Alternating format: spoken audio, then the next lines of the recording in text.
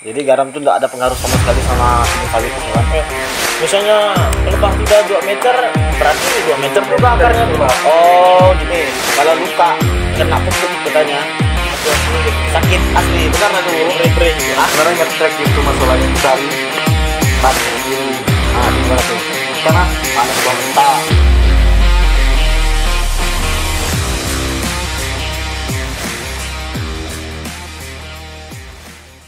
Sebelum jauh biar orang tahu background Randy juga, dia pernah kerja di perusahaan sawit di mana?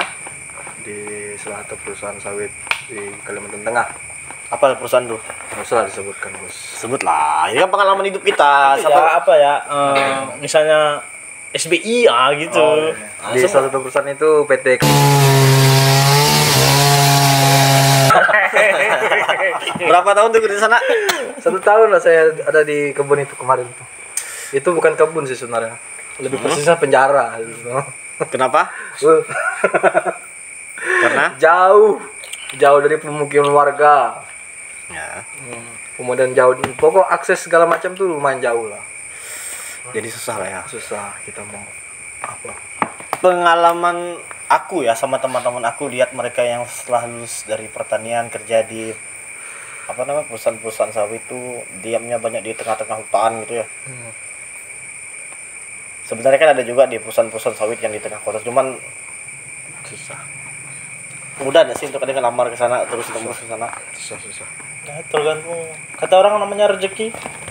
Oh, ya rezeki kan kita nggak bisa ngomong nih rezeki. Maksud aku tuh kalian punya akses nggak sih ke sana? Misalnya dari fakultas nih ada nggak sih akses untuk kalian tuh melamar ke perusahaan-perusahaan kayak gitu dari dari kampus tuh menyediakan gitu? Dari kampus sih untuk menyediakan Jalur-jalur akses gitu. ke sini nggak ada ya Ren ya. Cuman bentuk Jarang ada perkebunan di kota tuh pun jarang. Contohnya kalau kita di Kecamatan Melayu kan di pusat kota nih. Nah, kayak gitu tuh. Jarang Kalau lah itu ya. ya Palingnya sekarang perusahaan baru banyaknya buka-buka baru tengah hutan semua kan. ya. Ada pun beberapa kan gitu. Ya, yang tidak jauh dari keramaian kota. Jadi tadi kita cerita sedikit pengalaman teman kita ada pernah. Posisi terakhir apa tuh? assistant manager. AS. Namanya aja apa kayak pejabat-pejabat setara. Berapa hektar yang kau pegang Boy? Kemarin yang saya pegang di PT itu sekitar 700 hektar. Yang dibuka? Yang telah kau apa? Nah, dari 700 hektar itu nggak semuanya bisa menghasilkan, itu belum udah menghasilkan. itu udah panen atau masih tanam? Belum panen semua. Ada sekitar 300 hektar yang belum bisa kita akses panen. Berarti masih Tanaman belum menghasilkan. Berapa tahun tuh? Itu masih 2 tahun sampai 3 tahun.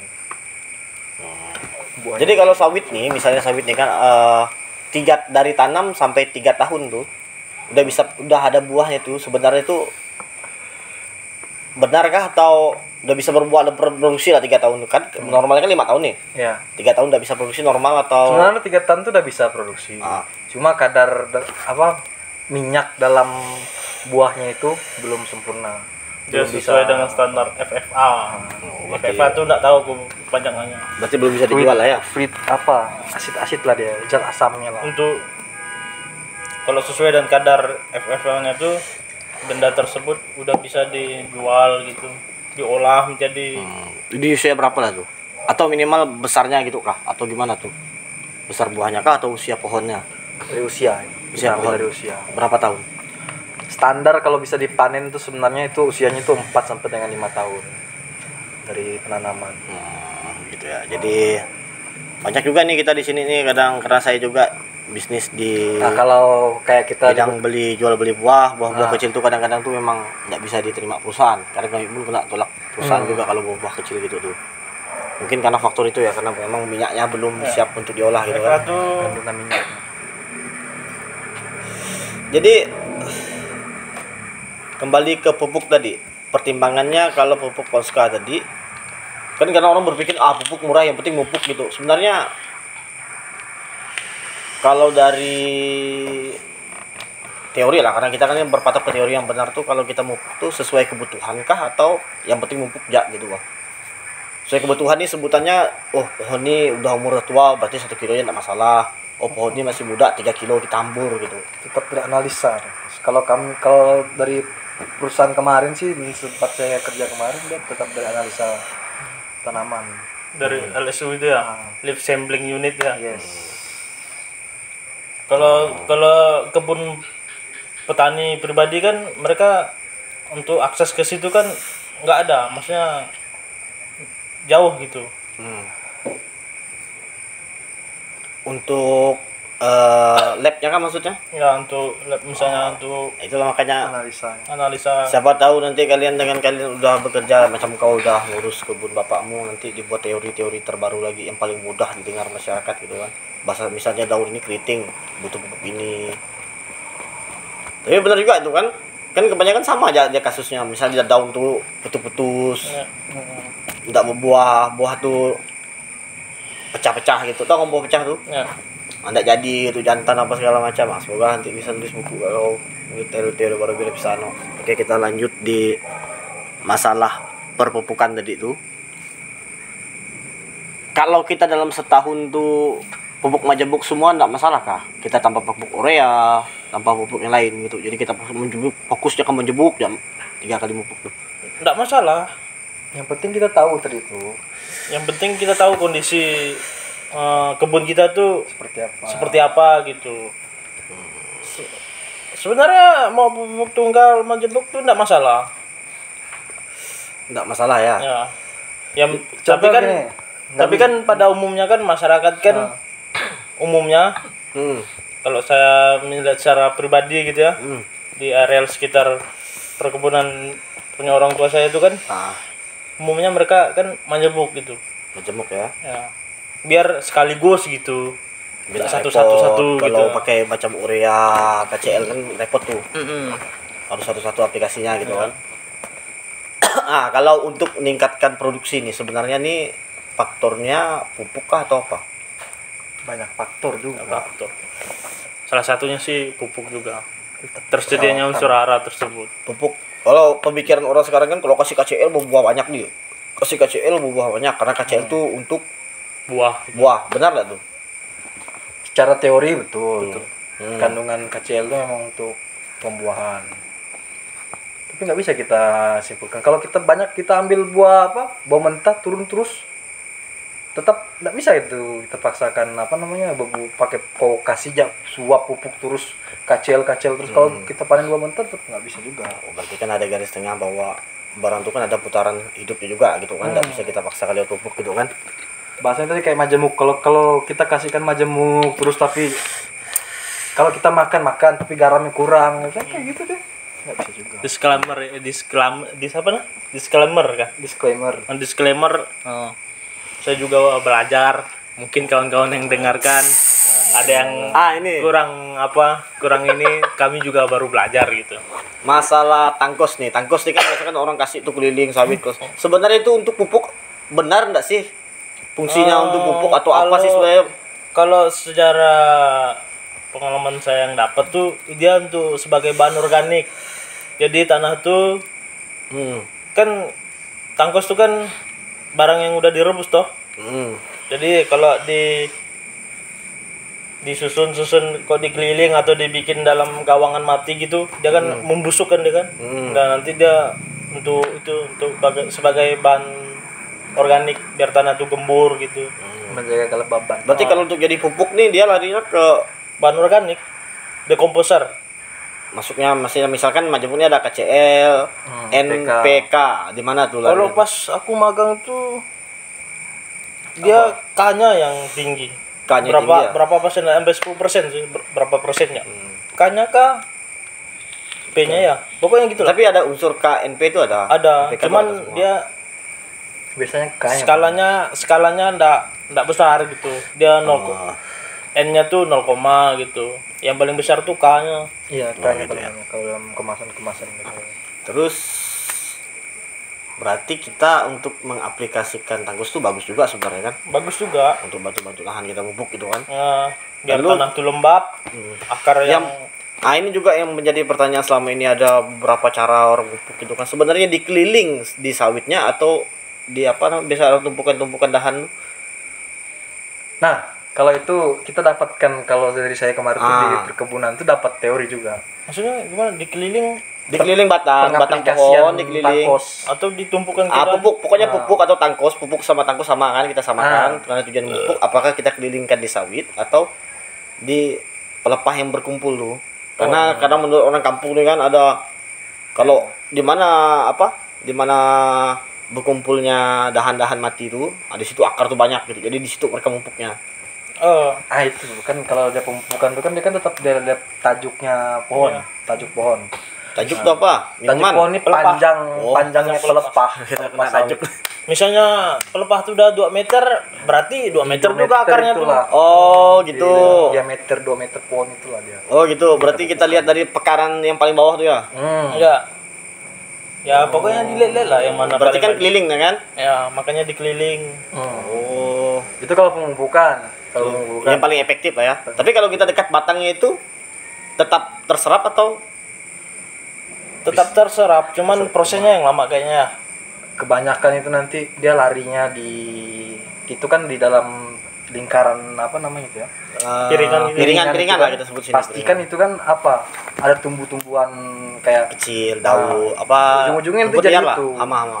Ke situ larinya ya. bisa jadi gulma itu nanti kalau kita pupukkan. Berarti teori yang paling pas kalau mupuk tuh ikut lebar daun. Ya, karena kan anakan akar tuh yang baru-baru tuh kan di situ dia. Oh, Jadi gitu. mudah terserap ya. Oh, boleh nih teori baru nanti kita aplikasikan nih.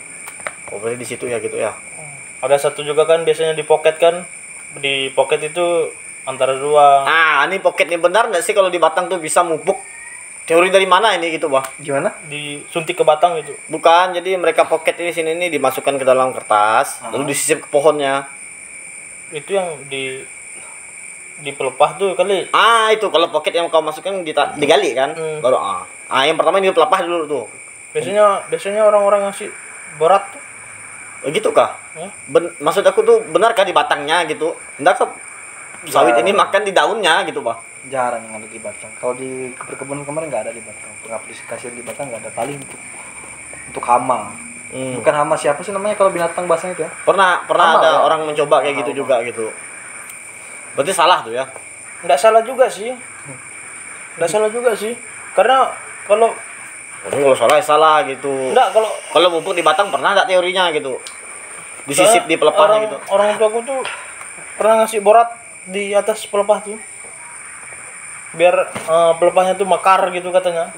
Jadi tandan-tandannya tuh Katanya kasih garam gitu. enggak borat dibungkus-bungkus. Tuh sebenarnya benar enggak gitu, Wah? Kalau kulihat secara kamera kayaknya ada reaksinya gitu. Berarti masih kalian pun kalau dibilang kalau secara teori barang ini kan salah, tapi belum diteliti juga. Ya. Itu kan kebenarannya gitu kan. Mungkin ada telitinya yang kita nggak tahu mungkin. Bisa jadi. Mungkin nanti bisa dicari di jurnal-jurnal. Ya. Jurnal bos.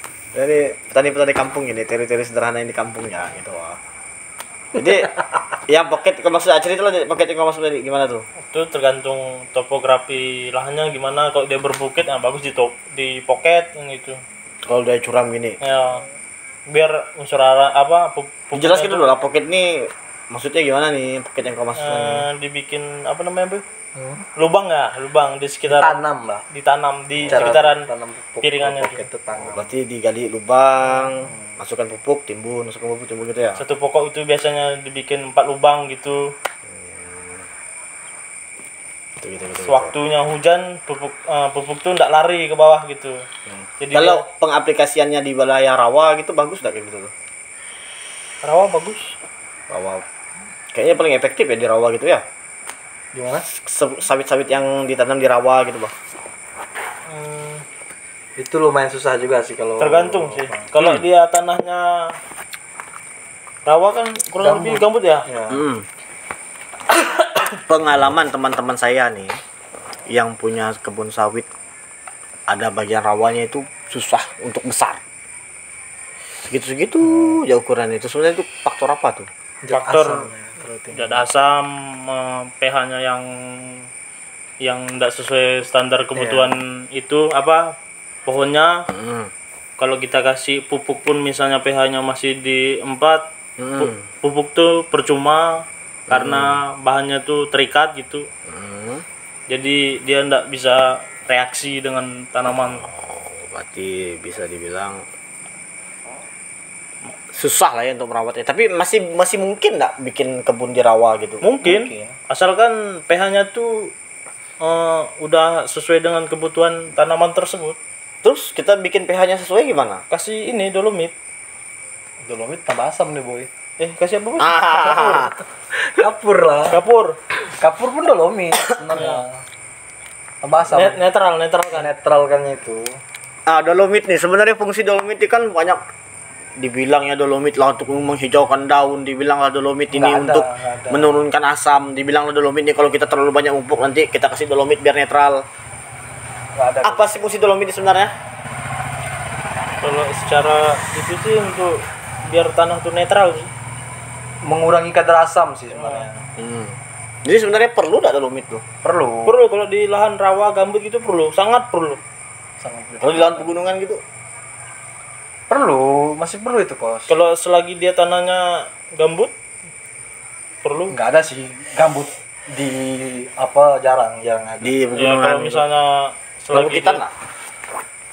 Perlu Dia lah. dolomit tetap diperlukan karena kita kan nggak bisa juga memastikan. Bahasanya kita di sini kan nggak ada analisa tanaman analisa tanah. Jarang ada petani yang mau menganalisa hal seperti itu. Alangkah bagusnya kita kasih sesuai dengan apa namanya dosis yang dianjurkan sama perusahaan. Cukup segitu nggak masalah. Kalau Berarti yang kalau pengaplikasian dolomit tuh berapa tahun sekali lah perlunya tuh? Dua tahun sekali. 2 tahun sekali ya. kalau orang tua saya tuh kalau dolomit tuh 2 kali dalam setahun. Itu ketika mau mupuk aja. Biar tanah tuh netral gitu. Jadi setelah dikasih dolomit atau kapur, Baru ada kasih. habis pupuk itu lain-lain. sebulan kemudian baru dikasih pupuk tersebut. Untuk menjemputnya lah ya. Oh berarti ada yang bilang 2 tahun sekali, ada yang setahun malah 2 kali gitu kan? Tergantung. Setahun 2 kali dengan 2 tahun sekali 2 kali setahun tuh sama aja sih. Maksudnya Habis baterai. sama? Hah? Setahun 2 kali, ya kan? 2 tahun sekali beda dong. 2 tahun sekali ya nggak ada. Berarti yang kau bilang tadi 2 kali setahun. 2 kali setahun. Nanti kita putar ya, kita lihat ya nanti tuh. Apa yang aku bilang tadi? 2 tahun sekali, 2 kali setahun gitu ya. Iya. Tahun Berarti 6 bulan penting lah. juga lah gitu ya. Berarti Penting. sebelum pupuk kita turunkan zat asam dulu gitu ya. Kalau untuk misalnya gini, putusnya buah, misalkan ada petani tuh yang buahnya Ngetrek. putus tuh, ngetrek. Masalahnya ngetrek tuh. Itu ngetrek biasanya. Itu faktor apa tuh sebenarnya kadang-kadang tuh? Kalau kita lihat di sini nih. Boy. Sebenarnya ngetrek itu masalahnya itu dari petaninya sendiri. Itu gimana tuh? Karena panen buah mentah itu salah satu faktornya. Karena kita nggak jaga rotasi. Kalau dari dalam perkebunan tuh ada rotasi panen. Jadi ada rotasi panen dan di mana ya kita memang setiap 1 bulan misalnya rotasi kalian itu dua kali panen dalam 1 bulan. Ya tetap harus anjurkan 20 kali panen, 2 kali panen dalam sebulan. Berarti faktor yang paling Harus jaga rotasi. pengaruh rotasinya ya. Ya rotasi Buah panen. buah mentah, buah hitam lah ya. Jangan turun buah mentah. Ada lagi nggak faktor lain yang menyebabkan ngetrek tuh? Musim juga ya, termasuk ya. Musim kalau di sini kan biasa kan? Musim sih enggak ya. Kalau musim mulai kemarau gitu mulai ngetrek juga dia. Jarang sih. Jarang ya. Kalau pupuk itu ngaruh nggak? Kita tetap jaga rotasi tadi itu sama pemupukan. Jarang ada. Tapi kalau petani-petani mandiri tuh kata orang sih katanya udah musimnya sih katanya. Ya itu juga yang aku bilang apa Ngetrek gitu. benar nggak Iya. sih gitu? Apakah gara-gara faktor apa sih sebenarnya gitu kan? Dari iklim gitu. Biasanya kan kalian pengaruh nggak sih dalam kita satu menurut tahun tuh ada menurut satu yang kalian kali pernah ngetrek, belajar pengalaman nggak kalian tahu. ngetrek tuh pengaruh nggak sih sama apa? Musim apa gitu? Iya. Nama setiap pertumbuhan tetap ada pengaruh sama iklim tuh tetap ada. Tumbuhan gitu ya. Setiap tanaman lah tetap ada pengaruhnya dengan iklim. Cuma ya kan kita balik lagi. Kalau kita mau menjaga iklim, menjaga kelembaban segala macam untuk kita jaga kan itu kan pengaruh. Mumpung tadi udah disinggung nih. Rotasi panen yang normal atau yang baik itu sebenarnya berapa kali sih? Ada yang teorinya 20 hari sekali, berarti kan 2 bulan 3 kali. 2 Ada- bulan 3 kali. Ada yang sebulan sekali, 30 hari sekali, ada 14 hari berarti 2 minggu sekali dia panen, 2 kali dalam sebulan gitu. Yang mana yang paling benar menurut kalian gitu? kalau standar dari kalau pribadi saya lah ya, menurut saya lah ya. Pengalaman. Kalau dari pengalaman perkebunan dia tetap kejarnya 3 kali dalam sebulan. Jadi bahasanya tuh 10 hari gitulah dia targetnya. Bahkan kemarin tuh di tempat saya kemarin tuh gila-gilaan itu 7 hari sekali harus panen. Enggak, yang kita bilang nih bukan soal kejar target ini ya, yang baiknya, yang Ya, normalnya baiknya. gitu. Normalnya karena lihat kondisi buah, balik lagi lah kos. Berapa hektar yang harus kita panen. Jadi kalau paling ke dalam 1 hektar tuh cukup dua kali dalam sebulan tuh udah lumayan lah. Udah paling standar dah itu. Kalau punya orang rumah itu 1 bulan 2 kali kayak bikin. Jadi 20 hari 20 hari. 2 kali yang sebulan. 20 hari gitu ya. Karena kalau Berarti kan 3 bulan, 2 bulan 3 kali. Iyalah, 20 iya, hari. karena kalau aku tanya ngapa di kayak gitu, karena apa? Tandan-tandannya tuh besar, habis itu banyak brondol juga. Berarti balik ke tanam lagi toh. Jadi gitu. Berarti 20 hari itu sebenarnya sih kalau 20 hari juga brondolnya kurang. Buahnya katanya besar gitu kan, itu yang paling sering digunakan di sini lah. Daripada yang 1 bulan. Ada juga yang gunakan 1 bulan, mungkin buahnya sedikit. Berarti kan faktor luas lahan juga pengaruh juga. Iya. Tapi yang paling bagusnya menurut kalian dua lah, 20 hari kah atau gimana paling bagusnya lah. Terlepas dari luas lahan lah, apa segala macam. Balik lagi sih dia tergantung tahun tanam. Kalau katanya tadi dari sini, kalau dari orang rumah kata ramah, orang rumah ramah mereka bilang karena buahnya udah besar, berarti kan tahun tanamnya kan otomatis udah tinggi. Udah tinggi lah. Udah tanaman tinggi bahasanya kan. Makanya dia dapat buah tuh besar-besar. Sedangkan kalau buah besar-besar itu kan menandakan bahwa dalam 1 pohon itu kan tidak banyak lagi buahnya yang dihasilkan dalam 1 bulan itu kan tidak banyak.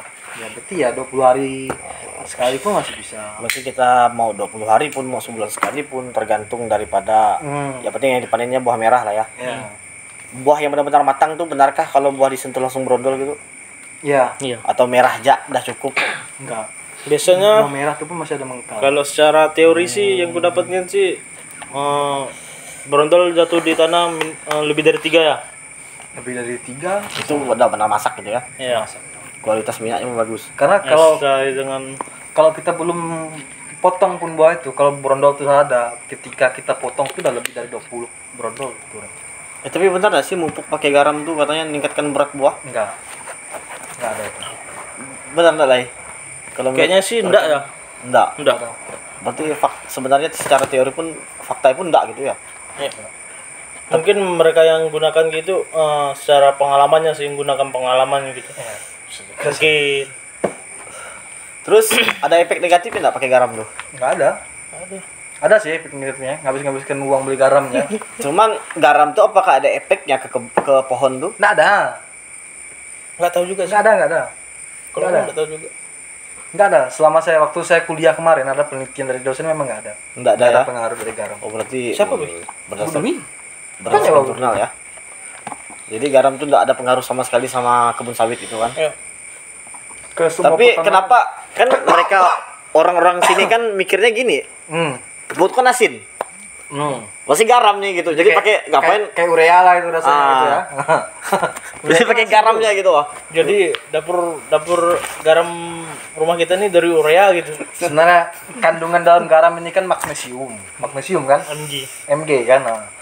Memang magnesium ini pun dibutuhkan dalam perkebunan, tapi bukan dalam magnesiumnya garam yang garam dapur sama magnesiumnya garam perkebun tanaman tuh beda persentasenya yang dibutuhkan. Gitu. Bahasanya kayak alkohol.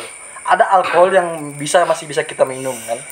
40% masih bisa. Berarti kan soal dosisnya, berarti kan garam kita nih ada dosisnya juga magnesiumnya. Ada. Makanya coba lah nanti kalau Pak Markus lihatlah nanti di kemasan-kemasan garam.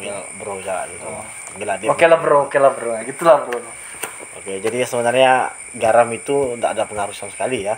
Nah, Itu sampai sekarang juga karena kebiasaan orang tuh ini apa namanya? Berpikir kalau dikasih garam tuh berat gitu kan.